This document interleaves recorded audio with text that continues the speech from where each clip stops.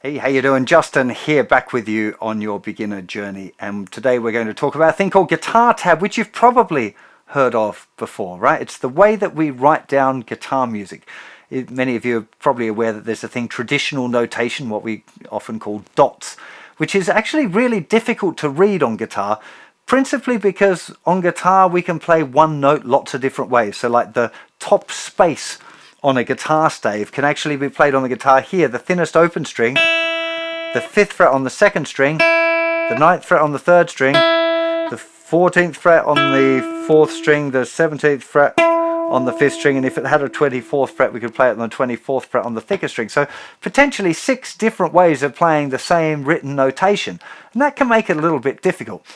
In guitar tab, instead of having 5 lines like we have in normal dot notation, traditional notation, we have 6 lines, and those 6 lines represent the 6 strings on the guitar.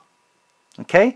The thickest string is at the bottom and the thinnest string is on the top. So for me, I look at it, if I lie the guitar strings down like that, then I can see the bass strings at the bottom and the treble strings at the top. You'll often see on guitar tab is written as well at the beginning of the tab, and you'll see the T is at the top where the treble strings are. The treble is the high sounds, and the bottom, the B, the bass, is where the low strings are, the bass strings. So that can be a nice way to remember as well, that the treble, the thin strings, the top sounds are at the top, and the bottom strings, the bass strings, are written at the bottom of the guitar tab.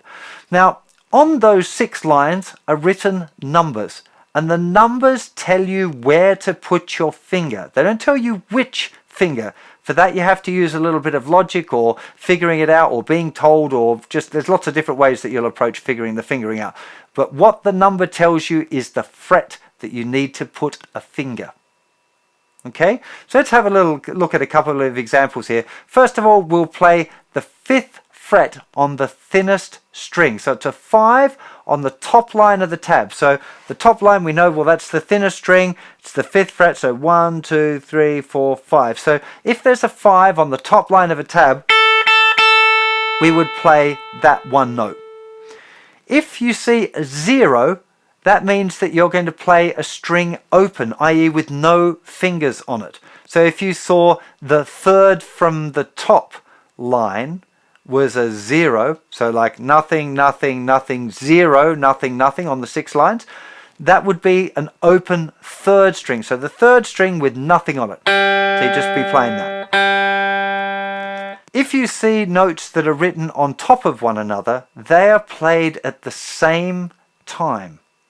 Okay, so if you were playing a chord, let's say an E chord, like this, this would be written in the tab with a 0 on the bottom line to say that string was played open, then a 2, then a 2, then a 1, then a 0, and a 0. So the top 2 lines, the highest 2 lines would both have zeros on it. The next line down will be a 1, then a 2, then a 2, then an open at the bottom. The lowest line would be that open, thickest string. There isn't any rhythm shown on guitar tab. Now, it is possible to add rhythms if you want, and sometimes I find that I do that on my own transcriptions if I'm writing a tab, but at the beginner stages, rhythm reading is often far too complicated, and it's a lot easier just to listen to a riff or a song or whatever and figure out how to play a riff that way rather than reading the rhythm.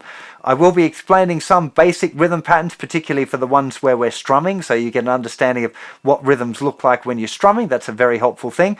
But particularly for any more complicated solos, you'll find that they look way more complicated, and if you actually just listen to it, you'd be able to play it. Looking at the rhythm would probably freak you out most times. So I would recommend that you get used to reading tab as soon as you can. It's definitely one of those skill sets that you're going to find very useful if you're looking on the internet for songs or whatever, you know, music that you like, or you want to play your favorite riffs or whatever. You're going to have to learn to read tab.